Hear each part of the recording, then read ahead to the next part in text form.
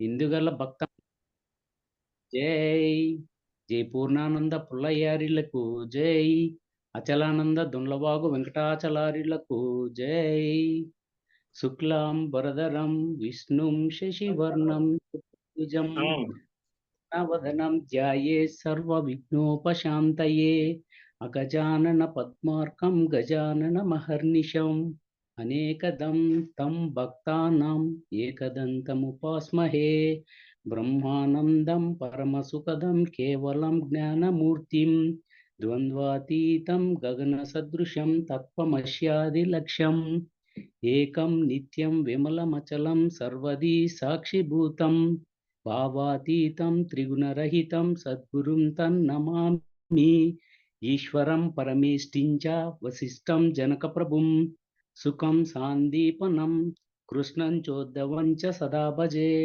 శ్రీధరస్వామినం నిత్యం బోధకారణమవ్యయం భావాతీతమహం వందే సుఖజ్ఞానైక నిర్మలం వందారు జనమందారం వందేహం తన్నిరంతరం రాముడగు వంశజం శుద్ధం శివరామాఖ్య దీక్షితం ఆత్మానాత్మ వినాశనం ఇది వేదాంత సారాంతం కేవలాత్మోపదేశికం రామయ్యార్య గురుం భజే క్షరాక్షరమతీతం చ అచల పూర్ణోపదేశిక పూర్ణానంద పుల్లయార్య సద్గురుభ్యో నమో నమః అహమానాహరాహిత్యం సోహాతీత సుబోధకం అచలానందం శ్రీ వెంకటాచల గురుం స్మరామి అస్మద్గురు సమారంభం గురుర్గురు సుమధ్యమం శ్రీ పరిపూర్ణ పీఠ పర్యాంతం వందే గురు పరంపరం సర్వస్వం శ్రీ సద్గురు చరణార విందార్పణమస్తు జై సద్గురునాథ్ మహారాజ్ కి జై ఇందుగల గురు భక్త మండలికి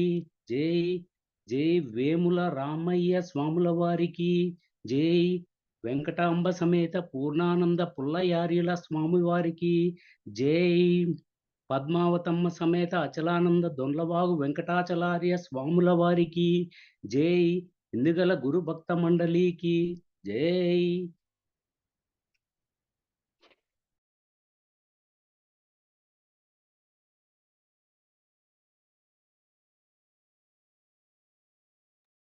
నా చదవల్లా చదువుతావా?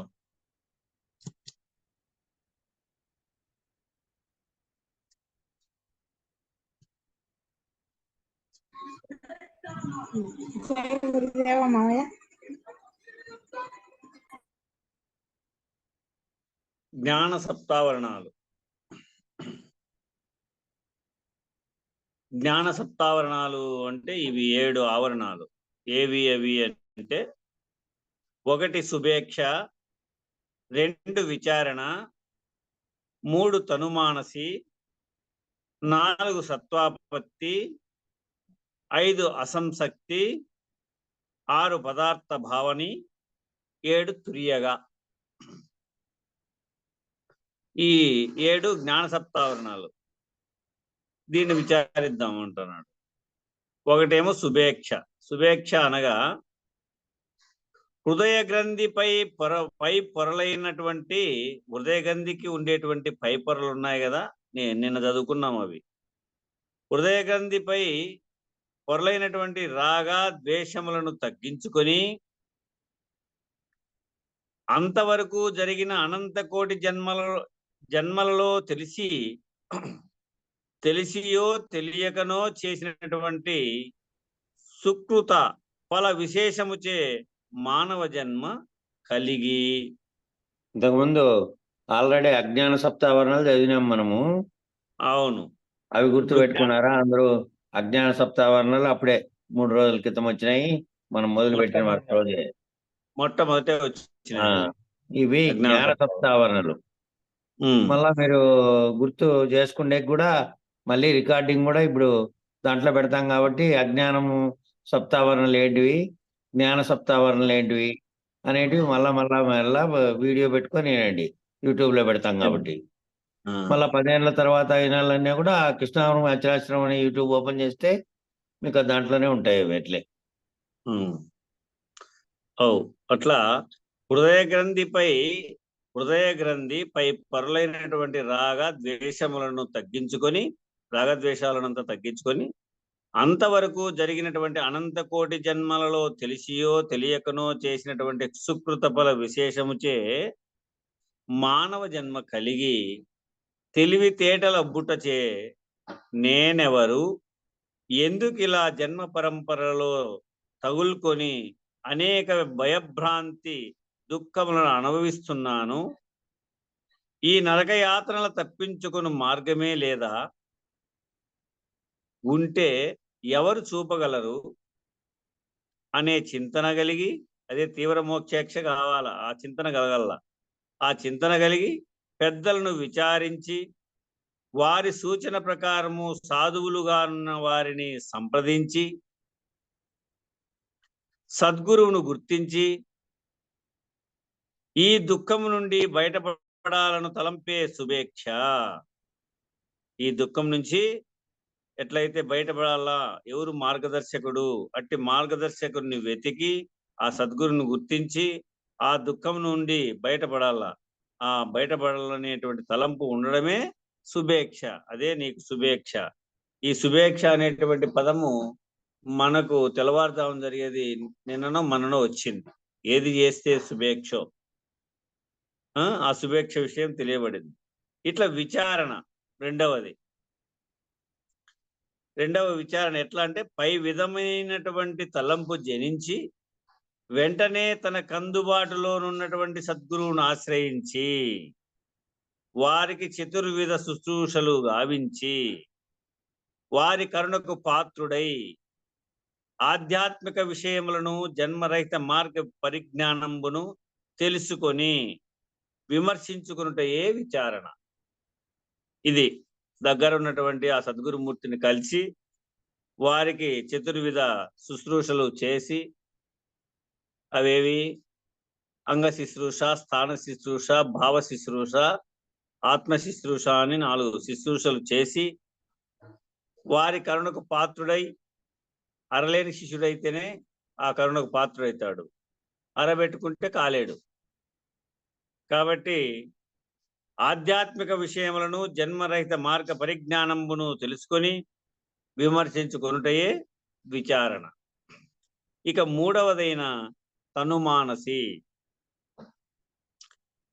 తనుమానసి అనగా ఆ విచారణ యందు నిష్ణాతుడై, పైన చెప్పినటువంటి విచారణ యందు నిష్ణాతుడై సాధన చతుష్టయ సంపత్తిని పొంది, ఇక్కడ సాధన చతుష్టయ సంపత్తిని పొందమంటా ఉన్నాడు. సాధన చతుష్టయ సంపత్తి అంటే నిత్యానిత్య వస్తు వివేకము, ఇహమూర్తార్థ బలభోగ విరాగము, శమదమాది షట్క సంపత్తి, ముముక్షత్వము. ఈ 4 సాధించి పొంది వైరాగ్యంబును వహించి, వైరాగ్య స్థితిని పొంది దారుణములకు విషయేంద్రియముల త్రిప్పులో తగులుకోకుండా దారుణమైనటువంటి విషయేంద్రియాలు ఏవి? శబ్ద, స్పర్శ, రూప,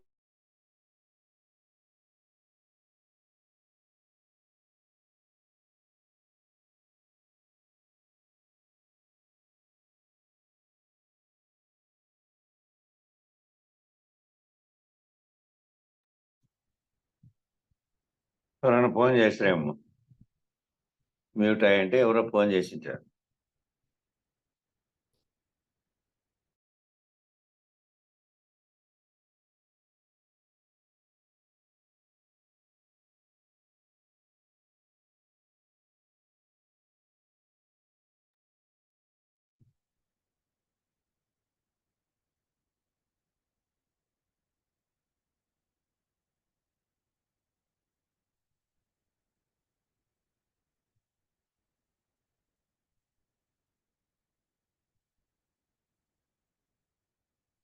మ్యూట్ చేసుకున్నావా?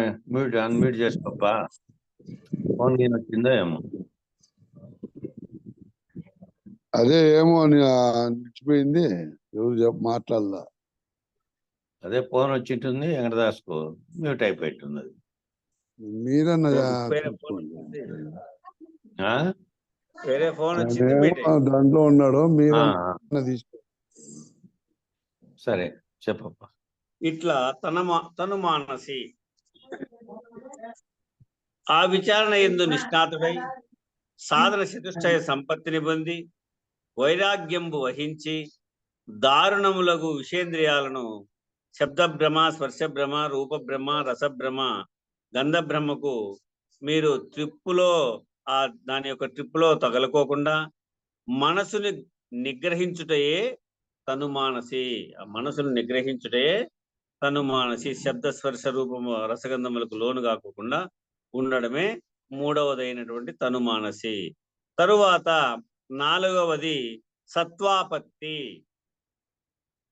సత్వాపత్తి అంటే మనోనిగ్రహమున ఇంద్రియార్థముల అంద ఆశ మాని, మనోనిగ్రహం చేసుకొని ఇంద్రియముల పైన, ఇంద్రియంలోకి ఉండేటువంటి ఇంద్రియార్థములైనటువంటి యందు ఆశను మాని, ఇంద్రియ సమూహము మనసు ఒక పక్క బీగుతుంది, బుద్ధి ఒక పక్క బీగుతుంది. ఈ అంతరేంద్రియాలన్నీ కూడా అర్థం ఎక్కడ పో ఇట్లా ఎందు ఆశ మానేసి ఇతర వాసనా సంకల్పములు త్యజించి, ఇతర వాసనలు లేకుండా ఇగో ఇట్లా తగులుతా ఉంటుంది బయట, ఆ ఇతర వాసనలన్నీ ఆ సంకల్పములు త్యజించి సత్యముపై నిష్ట కలిగి ఏదైతే నిజమై ఉందో ఆ నిజమైనటువంటి దాని యందు నిష్ట కలిగి ఉండుటే సత్వాపత్తి. వాడే విద్వరుడు, విద్యను ఆరగించి తెలియబడేటువంటి వాడు. 5 అసంసక్తి. పై 4 భూమికలను అభ్యసించి విషయ సంగంబును విసర్జించి లోక వాసనల యందు ఆసక్తి మాని, ఈ లోక వాసనలో అంతా ఆసక్తి మాని ఉండుటే అసంసక్తి. వాడే విద్వరీయుడు. విద్వరుడు కంటే కొంచెము ముందుకెళ్ళాడైనా వాడే విద్వరీయుడు. తర్వాత 6వది పదార్థ భావని. పదార్థ భావని అనగా పై విధముగా అభ్యాసము గావించి అంతర్బహిర్య దృశ్యములను గ్రహించక, అంతర్బహిర్మధ్య దృశ్యములను గ్రహించక యదృశ్యం తన్నస్యమను భావన దృఢమై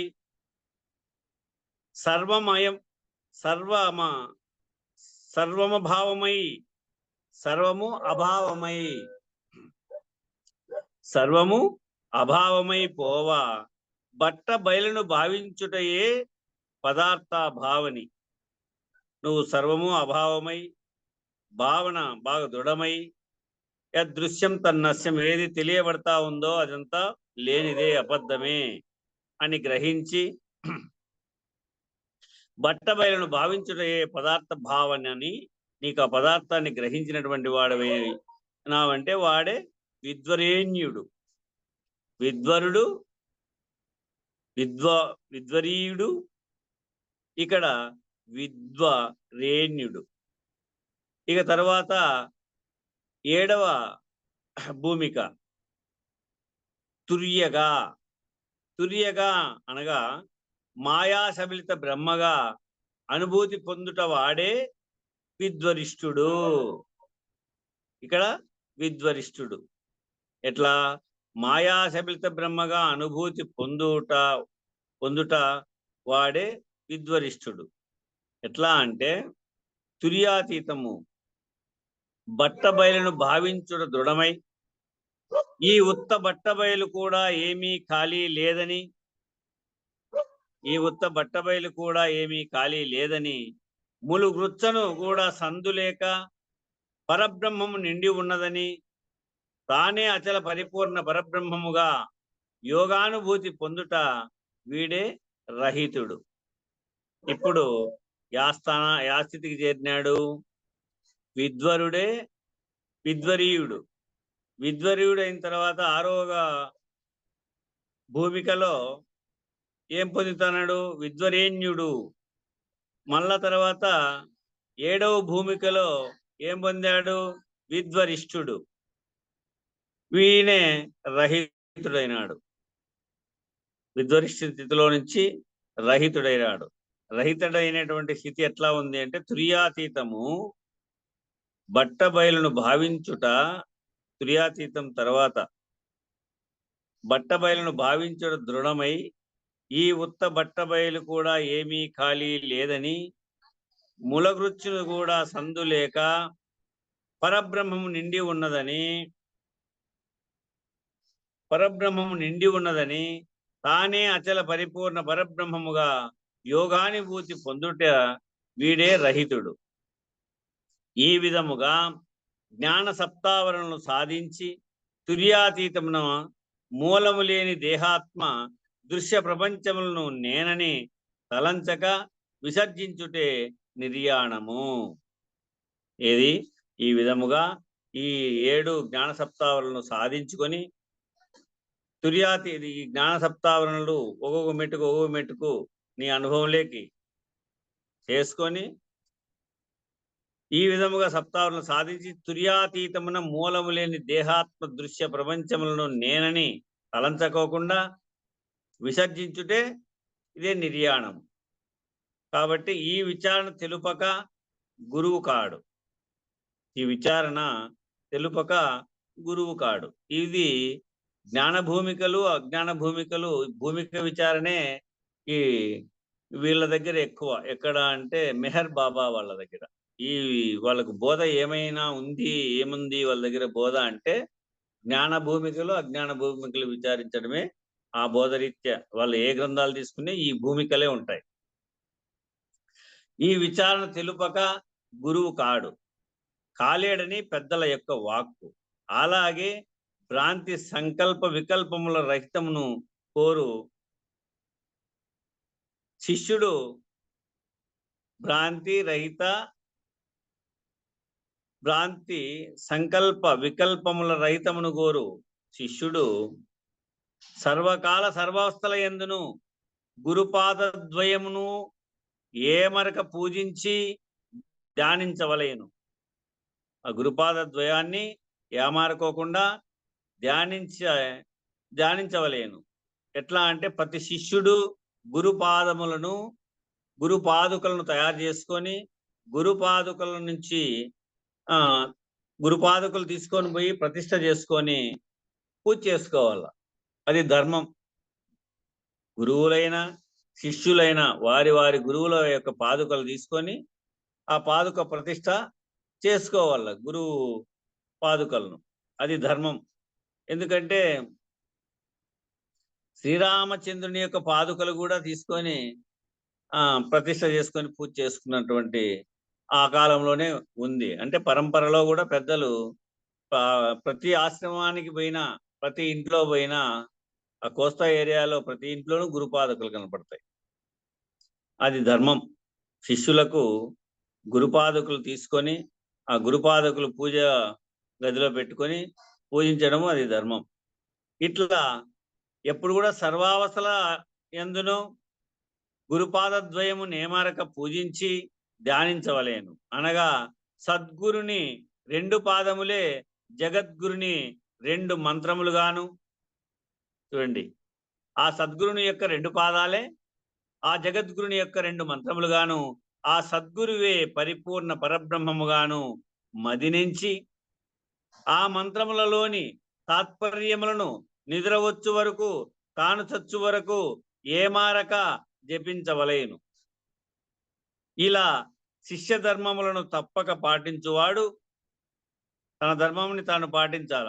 ఇట్లా శిష్య ధర్మములను తప్పక పాటించువాడు పరిపూర్ణాచల స్థితి పొంది జీవన్ముక్తిని పొందగలడని శ్రీ గురుదేవుల ఉవాచ.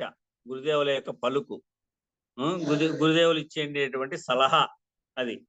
కాబట్టి కనుక పంచ మలములను, తాపత్రయములను, మూఢనమ్మకములను తొలగించుకొని హృదయ గ్రంథిని విడగొట్టుకును మార్గము అన్వేషించవలేను. అనగా ముందు రాగద్వేషములను, రాగము ద్వేషము వీటిని పై పొర నుండి ప్రారంభించవలేను. పై పొర అనగా నాది నేను అన్న రాగ ద్వేషములను పూర్తిగా మానుకొని అహంకార రహితుడు కావలేను. అలా సమరస భావముతో ఉన్నటువంటి వాడికి అభిమానం అంతరించి అవివేకము నశించి అప్పుడు దుఃఖము కలుగదు. వాడికి కష్ట నష్టములు కనిపించవు. ఆ మీదట వాడు దేహముండియు నిర్దేహుడుగా చరించును. నిర్దేహుడైన వాడికి అవిద్యయును చీకటి దశ తొలగిపోవును. మాయాభ్రాంతి నశించిన వాడు నిర్వికల్ప సమాధి నిష్ఠాగరిష్ఠుడై, ఈ మాయాభ్రాంతిని నశించినటువంటి వాడు నిర్వికల్ప సమాధి నిష్ఠాగరిష్ఠుడై స్వస్వరూపమున శాంతి పొందును. తన స్వస్వరూపంలో శాంతి పొందును.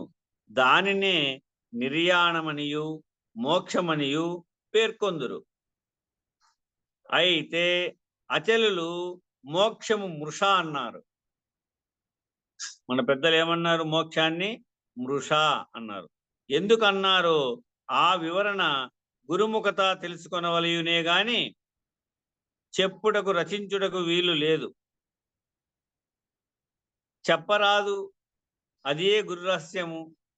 దానిని 10 మందిలో చెప్పి పలుచన చేయకూడదు. అలా చేసిన గురుద్రోహమనియు ఫలించదనియు గురువాజ్ఞ. గుర్తుపెట్టుకోండి, ఇది గురువు చేతంట వినండి. ఏది? మృష. అయితే అచలులు మోక్షము మృష అన్నారు. ఎందుకన్నారో ఆ వివరణ గురుముఖత తెలుసుకొనవలయునే గాని చెప్పుటకు రచించుటకు వీలు లేదు. చెప్పరాదు, అది ఏ గురు రహస్యము. దానిని 10 మందిలో చెప్పి పలుచన చేయకూడదు. అలా చేసిన గురుద్రోహమనియు ఫలించదనియు గురువు ఆజ్ఞ ఉంది. కాబట్టి ఇది వారి వారి గురువుల చేత వారిని ప్రశ్నించి విచారించండి. తరువాత అచల పీఠకస్థుడు ముఖ్యముగా మూఢనమ్మకములను, అభూత కల్పనలకు, సర్వ శకునములకు, సంకుచ శాస్త్రములకు చోటివ్వరాదు. నిశ్చితముగా విచారించి నిగ్గు తేల్చుకొని అనుసరింపవలయును. మరియు తిండి తీర్థముల యందు గాని పని పాటల యందు గాని విధి నిర్వహణలో ఒకే ఒక్క నియమం ఉన్నది. అది ఏమనగా ఇతరులచే నిందింపబడవు, నిందింపబడు ఏ కార్యమును చేయరాదు. ఇతరులచే నిందింపబడు ఏ కార్యమును చేయరాదు. తన ఆరోగ్యమున కనువైనటువంటి ఏ ఆహారమైనను మితముగా భుజింపవచ్చును. తనకు ఆరోగ్యమున అనిపించేటువంటి వారికి అనువైనటువంటి ఏ ఆహారమైనా కానీ మిత భోజనం ఉండాలా, మితంగా భుజించవచ్చును. అలాగే మితమైన నిద్ర, అలాగే మిత మైథునము, మిత భాష్యము జరపవలయును. ఈ విధమైనటువంటి ప్రవర్తన కలిగి యథార్థ విచారణ సల్పుచు సాధన చతుష్టయ సంపత్తిని సాధించవలయును. ఇక సాధన చతుష్టయ సంపత్తి వివరణ చెప్తా ఉన్నాడు గురుదేవులు. ఏమి? ఒకటి నిత్యానిత్య వస్తు వివేకము, నిత్యానిత్య వస్తు వివేకము, నామ రూప క్రియా శూన్యము, ఆది మధ్యాంత రహితము, స్వతసిద్ధము, సత్యము, శాశ్వతము, బట్ట బయలు. ఏమీ లేకపోవుట శ్రీ గురుదేవుల ద్వారా తెలుసుకొనుట ముఖ్యము. అదే నిత్యం. ఏది నిత్యమైన వస్తువు అంటే డైరెక్ట్ చెప్పేసినాడు గురువుగారు, బయలే నిత్యము అని. మళ్ళా నేను సత్యము జగత్మిథ్య ఇదంతా ఎందుకు, ఈ విచారణ అంతా ఎందుకని డైరెక్టే చెప్పాడు గురుదేవులు. ఏది? బట్ట బయలే నిత్యమైంది అని, సత్యమైంది అని, శాశ్వతమైంది అని, నామరూప క్రియలు లేనిది అని, ఆది మధ్యాంత రహితమైందని, దానికి ఆది గాని మొదలు గాని లేదు.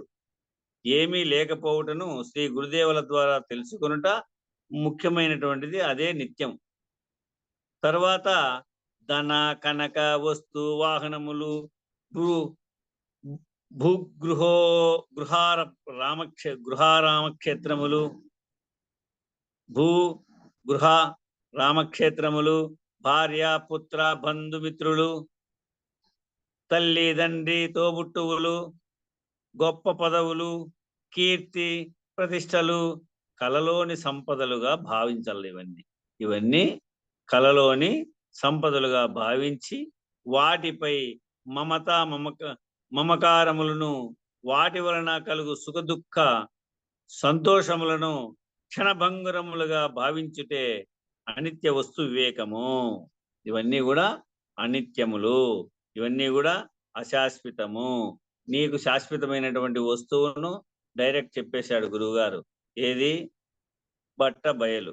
అని ద్వాదశి అథారిటీతో నీవు అది నిత్యమని, అదే సత్యమని, అదే శాశ్వతమని, అదే జననమన్న నామరూప క్రియ నటన లేనటువంటిదై ఉన్నదని, దాని విషయాన్ని ఉన్నది ఏది నిత్యమైనది ఏదో బయలని, అనిత్యమైందని వస్తు సమూహం అంతా నీచే తెలియబడేటువంటి వ్యవహారం అంతా అసత్యమని ఈ విధంగా మనకు తెలియపరిచాడు.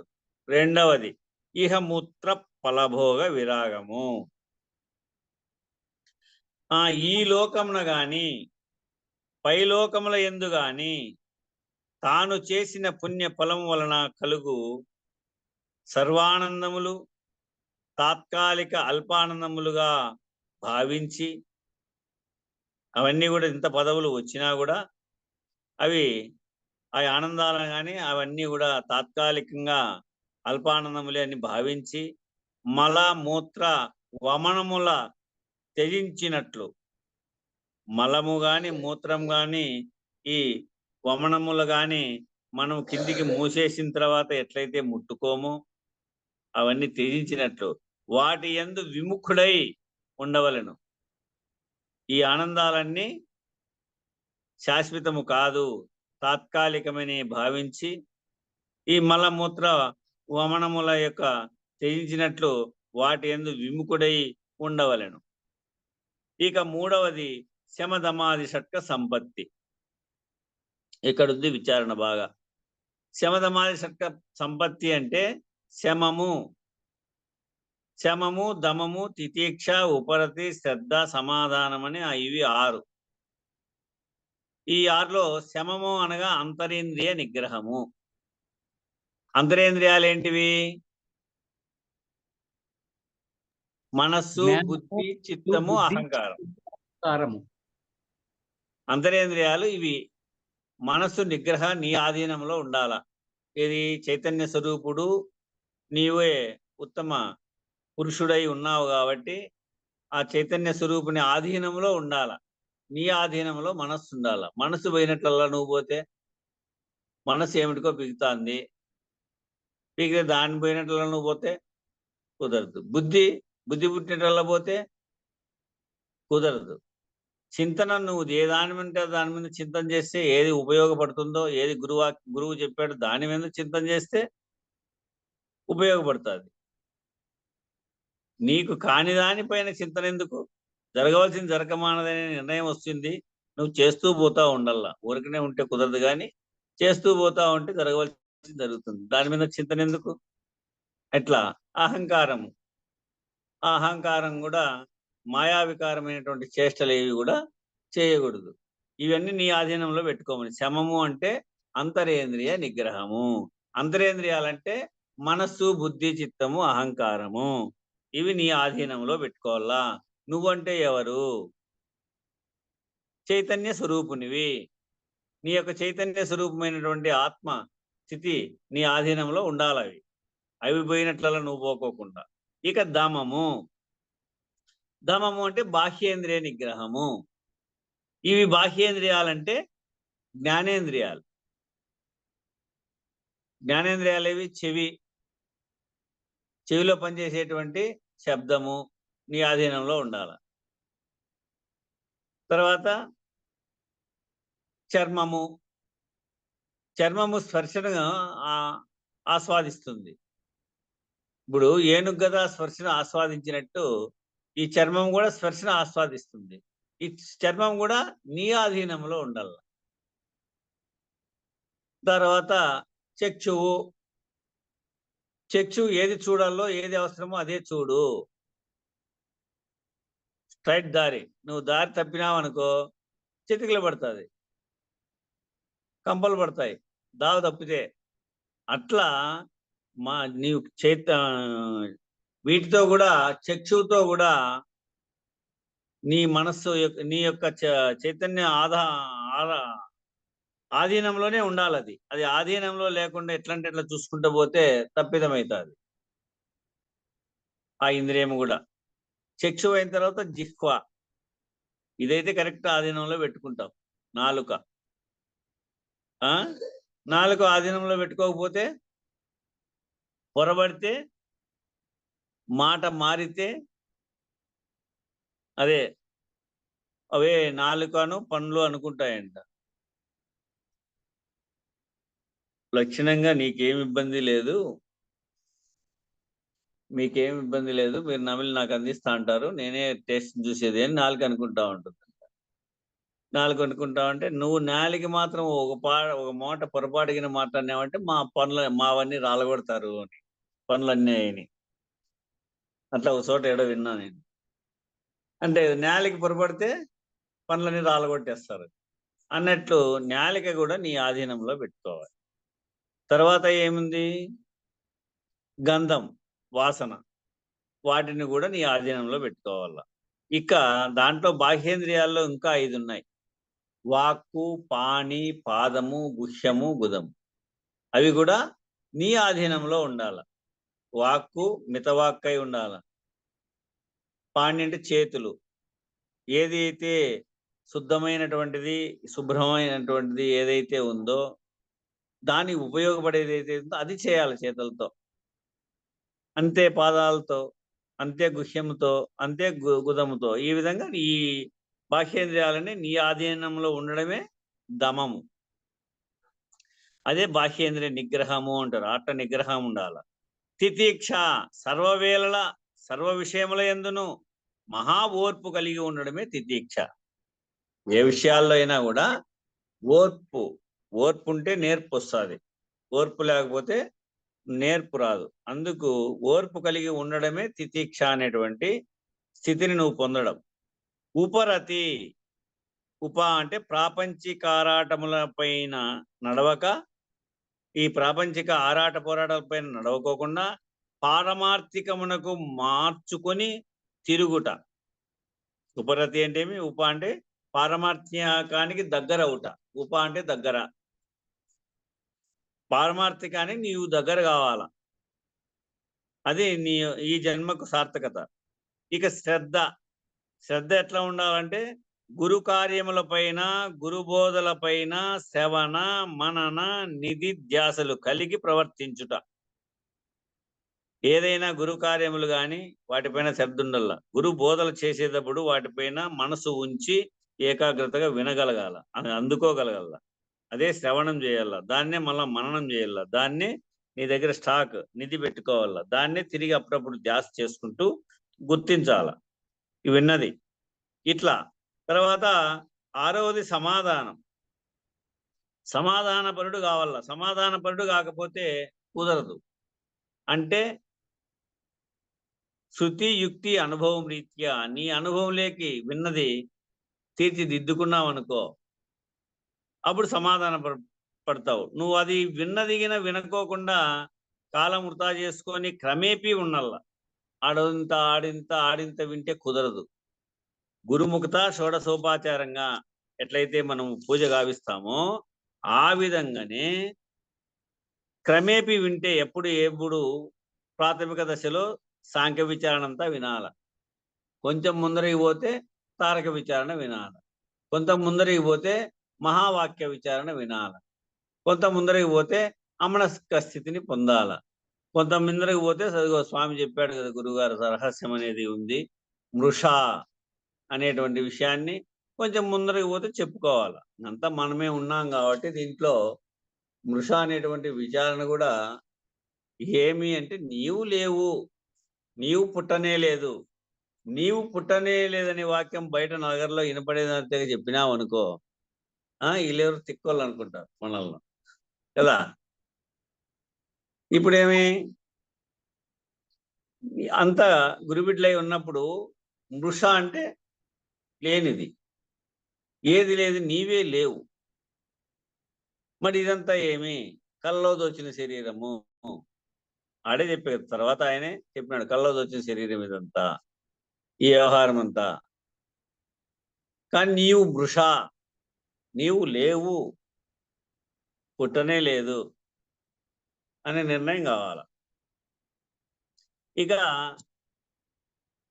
అంతా గురుబిడ్లే ఉన్నామని చెప్పారు. వాళ్ళ ఇంక పెద్దల యొక్క అభిప్రాయాలు కూడా గుర్తించండి. తర్వాత ముముక్షత్వం 4వది.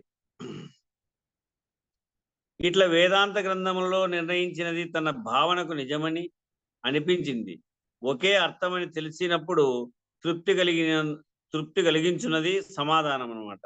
పై 6ను సంపాదించవలసినటువంటి సంపదలు, నీవు ఆధ్యాత్మిక చింతనలో నువ్వు సంపాదించాల్సినటువంటి సంపదలు ఇవి 6.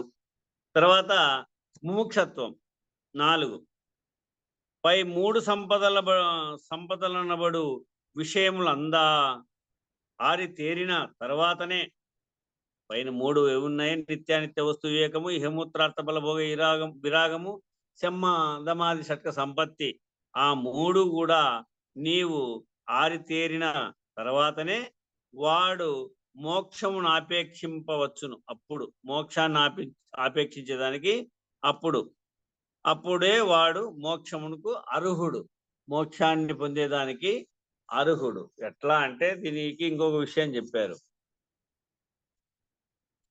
ఎట్లయితే క్షత్రియుడు రాజ్యాన్ని పాలించేదానికి అర్హుడో, ఎట్లయితే బ్రాహ్మణుడు పురోహితానికి అర్హుడో, ఏ విధంగా అయితే వైశ్యుడు వ్యాపారానికి అర్హుడో, అట్లా శూద్రుడు ఏ విధంగా అయితే వ్యవసాయానికి అర్హుడో, ఈ విధంగా ఒకరి పని ఒకరు చేయలేరు. వైశ్యుడిపై పురోహితం చేస్తాడా? చేయలేడు. పురోహితుడిపై వ్యాపారం చేయగలుగుతాడా? చేయగలగలేడు. అంత తీరిగా. అట్లా వీళ్ళిద్దరూ పోయి రాజ్యం పాలన చేయగలరా? అట్లా రాజు చేసే పని రాజు, బ్రాహ్మణుడు చేసే పని బ్రాహ్మణుడు, క్షత్రియుడు చేసే పని అదే వైశ్యుడు చేసే పని వైశ్యుడు, ఎవరు చేసే పని వారు చేస్తేనే అది తీరి అవుతుంది పని. కాబట్టి ఆ విధంగానే అట్లా ఏదైతే వాళ్ళు వ్యాపారానికి వైశ్యుడే అర్హుడో, పురోహితానికి బ్రాహ్మణుడే అర్హుడో, రాజ్యపాలన చేసే క్షత్రియుడే అర్హుడో, అట్లా ఎట్లయితే వాళ్ళు అర్హులో ఆ విధంగానే ఇక్కడ సాధన చతుష్టయ సంపత్తి కలిగినటువంటి వాడు ఈ బ్రహ్మ విద్యకు అర్హుడు అని చెప్పినారు పెద్దలు. సాధన చతుష్టయ సంపత్తి ప్రతి శిష్యుడు కూడా బాగా విచారించి తెలియబడాల. ఇట్లా ఈ విధంగా ముముక్షత్వం ఇట్లా వీటికి అర్హుడైతాడు ఈ 4 పొందినటువంటి వాడు. బంధము నుండి విడువబడి సంతృప్తియే మోక్షము. బంధ విముక్తి కావాలి. బంధము నుంచి విడువబడినటువంటి సంతృప్తియే మోక్షము. మోక్షము ఆగంతకము కాదు. ఆగంతకమైన ఎడల ఒకప్పుడు నిష్క్రమించును. చూడు, ఇక్కడ కూడా వచ్చింది ఇది వద్దీనారాయణ తాత ప్రశ్న. ఈ ప్రశ్న కూడా ఉంది, మోక్షము ఆగంతుకమా స్వాభావికమా అనే ప్రశ్న ఇక్కడ కూడా కలిగింది. ఇది మోక్షము ఆగంతుకమా స్వాభావికమా అని కూడా ఉంది. అందుకే మోక్షము ఆగంతుకము కాదు, స్వాభావికమే అనే భావన మనకి ఇక్కడ తెలియవరుస్తుంది. ఆగంతుకమైన ఎడల ఒకప్పుడు నిష్క్రమించును. అదే ఆగంతుకమైతే అది ఒకప్పుడు వదిలిపెడుతుంది. అట్లుగాక ఒకసారి మోక్షము లభించిన అది శాశ్వతముగా ఉండును. ఒక్కసారి మోక్షాన్ని ఈ మానవ శరీరం వచ్చినప్పుడు నువ్వు ఆ స్థితిని పొంది కడతేరినావంటే అది శాశ్వతంగా ఉంటుంది. తన నిజమును తాను తెలుసుకున్నటయే మోక్షము. తన నిజమును తాను తెలుసుకున్నటే మోక్షము. ఏమి? నేను లేను అనే నిజం కావాల. అది ఏ సత్యము, నిత్యము, శాశ్వతము. ఇక మరియు తానెవరి చేత ఎప్పుడు ఎక్కడ ఎట్లు బంధింపబడినాడో తెలుసుకున్నప్పుడే, మరియు తానే ఎవరి చేత ఎప్పుడు ఎక్కడ ఎట్లు బంధింపబడినాడో తెలుసుకున్నప్పుడే వాటి బారి నుండి తప్పించుకొనుటకు ప్రయత్నించవచ్చును. అదియు విచారిద్దాం. తన హృదయమందలి అరిషడ్వర్గములు అనబడు 6 మంది శత్రువులచే సంసారమనబడు ఉక్కు స్తంభమునకు మమత మమకారములనేటువంటి ఆశా వ్యామోహములను త్రాళ్లచే అవిద్య అనబడు చీకటి దశయందు తల్లి గర్భమున శరీర పరిగ్రహం అయినప్పుడే బంధింపబడినాడన్నటువంటి విషయం అర్థమైంది ఇక్కడ. కాబట్టి గురువాక్యమునే వజ్రాయుధముచే ఆ బంధమును త్రెంచుకొనుటకు ప్రయత్నించవచ్చును. ఆ ప్రయత్నమే 4వ సంపద. వాడే ముముక్షువు. ఆ మహాజ్ఞానియే జనన మరణ అతీతుడు. కాబట్టి ఇక జనన మరణముల విచారిద్దాం. జనన మరణములు అనేటువంటి చావు పుట్టుకలను పొందుతున్నామనియు, అదే మహాగర్భ నరకమనియు, 100 సంవత్సరముల తర్వాతనైనా మరణం తప్పదనియు, ఇప్పుడే మరణ భీతి అనుభవించుతున్నాడు జీవుడను, కానీ అవి దేహ మార్పులనియు పరకాయ ప్రవేశం లాంటివనియు గ్రహింపజాలక తన నిజము తానెరుంగక భ్రాంతికి లోనవుతున్నాడు. అనగా తాను అచల సాన్నిధ్యమున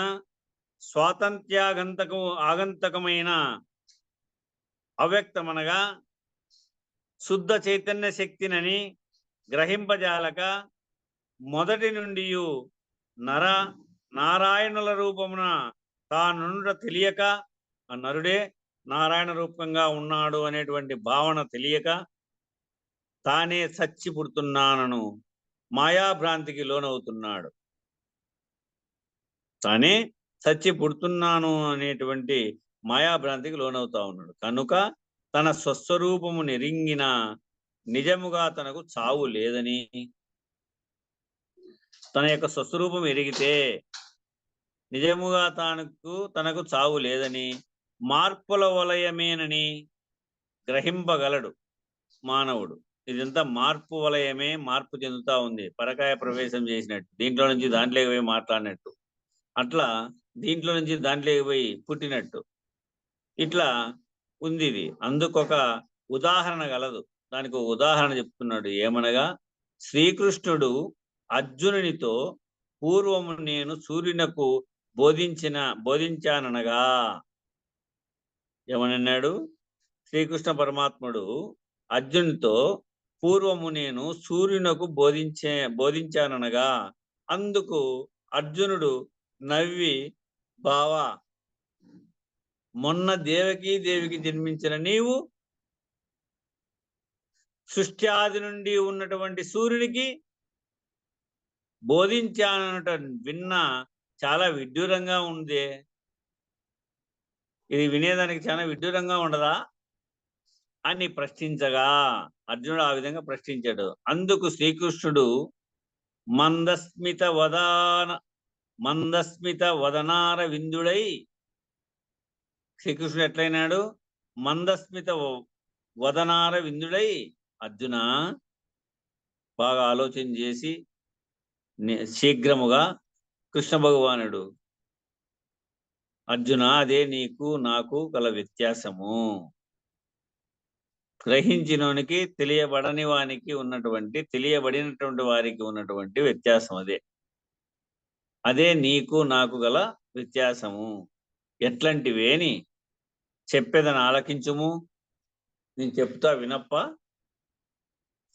నీవు నేను ఆదిశక్తి చైతన్యులమై నరనారాయణులమన్న పేరున సృష్ట్యాది నుండి ఉంటున్నాం. నువ్వు నేను నరుడు నారాయణులాగా సృష్టి మొదలు నుంచి ఇప్పటి వరకు ఉన్నాం. అయితే నీవు దేహ మార్పులనేటువంటి చావు పుట్టుకలను కొని నరుడవైనావు. నీవు చావు పుట్టుకలు తీసుకొని నువ్వు నరుడవైనావు. నేను నా స్వస్వరూపం నెరింగి మార్పులకు భ్రమించక నారాయణుడైనాను. నా యొక్క స్వస్వరూపాన్ని నేను ఎరింగిన మొదటి నుంచి. ఎట్లా అంటే మొట్టమొదటేమో లక్ష్మీనారాయణులు, కృతయుగంలో లక్ష్మీనారాయణులు. అదే తర్వాత త్రేతాయుగంలో వారే సీతారాములు. అట్లనే ద్వాపర యుగంలో వస్తే రాధాకృష్ణులు, వారే వీరు. కాబట్టి మొదటి నుంచి కూడా ఆదిశక్తి చైతన్యులమై నువ్వు నేను అంటే విద్యాస్వరూపుడు, అవిద్యాస్వరూపుడు. అవిద్య శరీరము, విద్య చైతన్యము. ఇట్లా నీవు నేను ఆదిశక్తి చైతన్యములమై నరనారాయణులమన్న పేరున సృష్టి ఆది నుండియే ఉంటున్నాం. అయితే నీవు దేహ మార్పులనేటువంటి చావు పుట్టుకలు కొని నరుడవైనావు.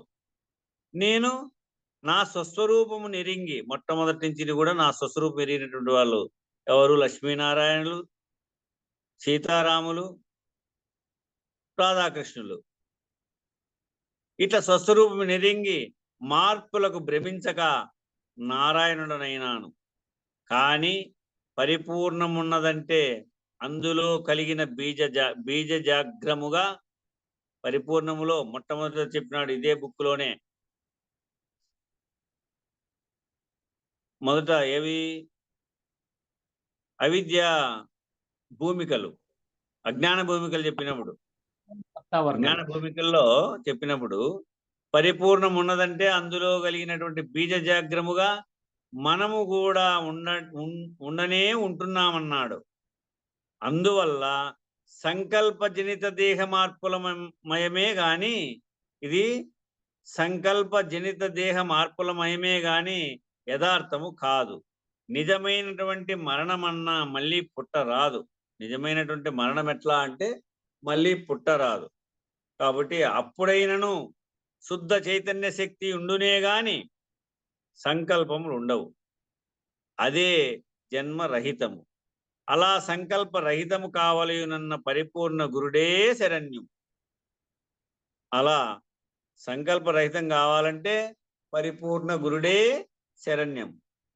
కాన అచల మార్గమును అనుసరించి ప్రశాంత చిత్తమున జీవన్ముక్తిని పొంది దేహముండగానే నిర్దేహుడుగా, సావక ముందే సచ్చిన వాడుగా ప్రవర్తించుము. ఈ విధంగా ప్రవర్తించి నడిస్తే కరెక్ట్. తర్వాత అనుభవానుష్ఠానము మొదలైంది. అనుభవానుష్ఠానం అనగా నడవడి, ప్రత్యక్ష ప్రమాణం. ఇక్కడ అనుభవానుష్ఠానము అనేటువంటి ప్రక్రియ ఏర్పడింది. ఈ అనుభవానుష్ఠానం అనగా నడవడి, ప్రత్యక్ష ప్రమాణం. అది నడవడి కావాలి, ప్రత్యక్ష ప్రమాణం. ఎట్లా అంటే యాదృచ్ఛికమైనటువంటి ప్రవర్తన అట్లుగాక చెప్పుట, వినుట, తెలుసుకొనుట వరకే ఏమైనచో అది వాచా వేదాంతం అవుతుంది. ఇప్పుడు చెప్పేది కానీ, వినేది కానీ, తెలుసుకునేది కానీ ఇదంతా యాటి వరకు ఉంటుందంటే వాచా వేదాంతం అవుతుంది. వాచ్యార్థాన్ని నీవు ఏం చేయాలంటే లక్ష్యార్థంగా తీసుకోవాలి. లక్ష్యార్థం లేకపోయిన తర్వాత దాన్ని అనుభవార్థం లేక తీసుకోవాల. అనుభవార్థమైన తర్వాత ఏం కావాలా? నిర్ణయార్థం కావాలా. నిర్ణయం అయితే ఇంక లేదు అవతల. ఈ దశ ఎట్లాంటిది అంటే పూత, పిండి, కాయ, పండు, 4 దశలు ఇవి. పూత, పిండి, కాయ, పండు. పండు అయిన తర్వాత అవతల దశ ఉందా? పండైన తర్వాత అసలు దశ లేదు, రాలిపోవడమే. నువ్వు ఆ విధంగా పండు కావాల. 4వ తరగతి విద్యలో పండు కావాలి, గురుముఖత. ఆ విధంగా నువ్వు పండైతే ఇంక రాలిపోవడమే, ఇంక ఒకటి దశ లేదని.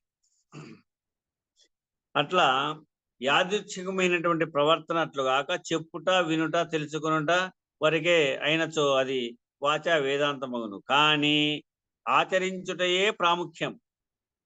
ఎందుకనగా ప్రతి పుట్టుకలోనూ క్షణికానందములు, భరింపరాని ఆవేదనలు, గర్భనరక ఆరాట పోరాటాలు ప్రత్యక్షానుభవం కనుక ఇవన్నీ ప్రత్యక్షంగా చూస్తున్నాము. కాబట్టి జ్ఞాని అయిన వాడు వాటిని తప్పించుకొనుటకే దృఢ విశ్వాసమున గురువులను చతుర్విధ సేవలు సేవించి వారి కరుణ కటాక్షమునకు పొంది శాశ్వతానందమును నోలలాడవలయును. అట్లన్నామని అంత మాత్రమున అట్లన్నామని చెప్పి అంత మాత్రాన భార్య పుత్రులను సంసారమును వదిలి దేశ దిమ్మరైగా భిక్షాటం చేసేటువంటి జీవించరాదు. ఆ జీవనానికి పోకూడదు. వేదాంతం ఎప్పుడూ కూడా సోమరులను తయారు చేయరాదు. నీకు ఇన్నో శరీరాన్ని పోషించుకోవడానికి, నేను నమ్ముకున్నటువంటి భార్యకు, మీ ఇద్దరికి నమ్ముకున్నటువంటి జన్మించినటువంటి పిల్లలకు సక్రమైనటువంటి విషయాన్ని నీవు కష్టించి ఆర్జించి వ్యాపారం వలను, వ్యవసాయం వలను, ఉద్యోగం వలను చేసి అవి తీర్చాలా. ఇంటా గెలిచాలా, రచ్చా గెలిచాలా. ఒకటేమో కుడి భుజం మీద పెట్టుకోవాలా ఆధ్యాత్మిక చింతన, కుడి భుజం, ఎడం భుజము ఇది సంసార వ్యవహారం అంతా ఒక భుజం మీద పెట్టుకోవాలా. గురువుగారు 2 భుజాలు అదరగొట్టి చూపించి చెప్తా ఉండే. కాబట్టి ఈ విధంగా అన్యామని మీరు భార్యాపుత్రులను సంసారము వదిలి సోమరులను తయారు చేయకూడదు. దేశ దిమ్మరులుగా తిరిగేటువంటి పని చేయకూడదు. బిచ్చాటం చేసే పని చేయకూడదు. ఇట్లా వేదాంతరం ఎప్పుడూ కూడా సోమరులను తయారు చేయకూడదు. తామరాకుపై నీట బొట్టు మాదిరి అంటి అంటక చూడు, తామరాకుపై నీటి బొట్టు మాదిరి అంటి అంటక సంసారమును సాగిస్తూ పారమార్థికమునకై పాటు పడవలేను. వీటికి కాలం జరిపోయింది. బలో శ్రీ సద్గురుమహారాజుకి జై. జై శ్రీ వెంకటాంబ సమేత శ్రీ పూర్ణానంద పులయారులకు జై. జై శ్రీ ఇందుకల గురుభక్త మండలికి జై. ఇక 43వ పేజీలో కింద ఉదాహరణ అనే చోటు నుంచి రేపు విచారిద్దాము. ఇక ముందరికి ఉన్నాయి ఇంగాను, ఇవి 52 పేజీల వరకు ఉంది. పరిపూర్ణ భావన చెప్పాడు 45 పేజీ నుంచి. ఇక్కడ మంగళం చెప్పండి అప్ప. జై బోలో సద్గురునాథ్ మహారాజ్ కి జై. ఇందుగల గురు భక్త మండలికి జై. సర్వమంగళ నిర్వికల్ప సాధు రూపా సర్వసాక్షి సద్గురోత్తమ స్వామి మంగళం. అండపిండ బ్రహ్మాండంబులనంతా నిండి ఆది మధ్యాంతంబులెరుగనియ చలాచార్య. సర్వమంగళ నిర్వికల్ప సాధు రూపాం సర్వసాక్షి సద్గురోత్తమ స్వామి మంగళం. మూఢనమ్మక భూతముల మూర్ఖంబులను మూలమంట దృంచి మాకు మోక్షం బొసగు. సర్వమంగళ నిర్వికల్ప సాధు రూపాం సర్వసాక్షి సద్గురోత్తమ స్వామి మంగళం. మాయ చీకటి తెరలు దొలగా మాలో వెలుగై మల్లి బుట్టని మార్గదర్శక మంగళం మంగళం. సర్వమంగళ నిర్వికల్ప సాధు రూపా సర్వసాక్షి సద్గురోత్తమ స్వామి మంగళం. మంగళం జ్ఞాన రూపాయ మాయాభ్రాంతి నివారణే మంగళం వెంకటాచల మహాత్మా గురు మంగళం. అఖిలాండ కోటి బ్రహ్మాండ నాయక ఆది మధ్యాంతరహిత నామరూప క్రియా శూన్య జ్ఞానస్వరూప అనంత అచ్యుత అప్రమేయ కళాపూర్ణ తేజోమయ సత్య సంకల్ప స్వామి నిర్మల నిర్గుణ నిరంజన నిరామయ నిర్వికల్ప నిర్దేహ స్వతసిద్ధ మృత్యుంజయ స్వగురు పరమగురు పరమేష్టి గురు సద్గురు నిజగురు అచల గురు పరిపూర్ణ గురు పరబాహ్య గురు జగద్గురు పరబ్రహ్మ గురుదేవ నమో నమః. సద్గురు చరణం భవభయహరణం సద్గురు చరణం భవభయహరణం. సర్వం శ్రీ జగద్గురు చరణారవిందార్పణమస్తు. జై సద్గురునాథ్ మహారాజ్ కి జై. హిందుగల గురు భక్త మండలికి జై. శ్రీ వేముల రామయ్య తాతగారికి జై. వెంకటాంబ సమేత శ్రీ పూర్ణానంద పుల్లయార్య స్వాముల వారికి జై. శ్రీ పద్మావతమ్మ సమేత అచలానంద వెంకటాచలార్య మహారాజ్కి జై. హిందుగల గురు భక్త మండలికి జై. సర్వం శ్రీ సద్గురు చరణార విందార్పణమస్తు. ఓం